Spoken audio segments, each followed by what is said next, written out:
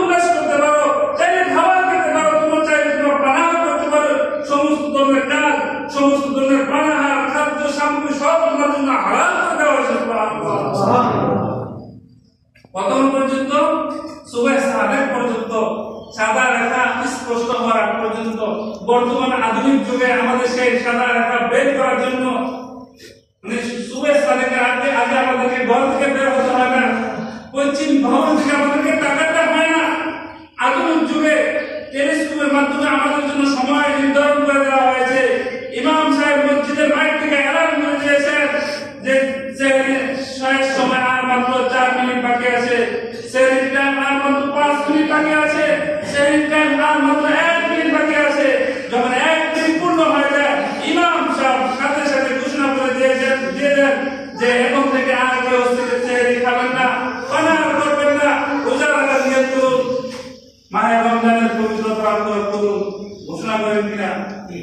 এরপর বলতে আল্লাহ বলেন আকিমুস সিয়ামা ইলাল লাইল, তোমরা পানাহার করবে সুবহ সাদেক পর্যন্ত, আর এই সুবহ সাদেক পর্যন্ত পানাহার করার পর তোমরা রোজা রাখবে আকিমুস সিয়ামা ইলাল লাইল। তারপর তোমাদের সেই রোজাকে পূর্ণ করবে রাত পর্যন্ত। রাত কখন? যখন সূর্য ডুবে। যখন সূর্য ডুবে তখন মসজিদের মিনার থেকে, মসজিদের মাইক থেকে ঘোষণা হয় যে আল্লাহু আকবার, আল্লাহু আকবার। যখন আল্লাহু আকবারের ধ্বনি উচ্চারিত হয় যায়, আমরা বুঝে ফেলি সূর্য ডুবে গিয়েছে, আমাদের ইফতারের টাইম হয়ে গেছে। সুবহানাল্লাহ, আমরা সাথে সাথে ইফতার করে ফেলি। এই আয়াতের মধ্যে আল্লাহ তাআলা রোজার সীমা রেখা নির্ধারণ করে দিয়েছেন। কখন থেকে আমরা রোজা ভেঙে ফেলবো, কতক্ষণ পর্যন্ত আমরা খেতে পারবো, খাবার শেষ হওয়ার পর আমাদের কতক্ষণ পর্যন্ত খানা পিনা মিলামিশা সমস্ত কাজ থেকে আমাদেরকে বিরত থাকতে হবে, সব কিছু নির্ধারণ করে দিয়েছেন কে? কে নির্ধারণ করে দিয়েছেন?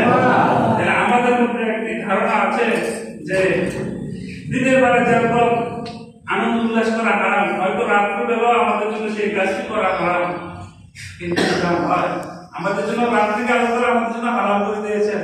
সুতরাং হারাম ভেবে যারা বিবাহিত আছেন তারা নিজেদেরকে কেউ কষ্ট দিবেন না ইনশাআল্লাহ।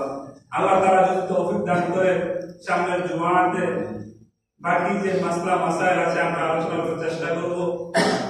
যারা সুন্নাত পড়তে চায় তারা সুন্নাত করে নিন।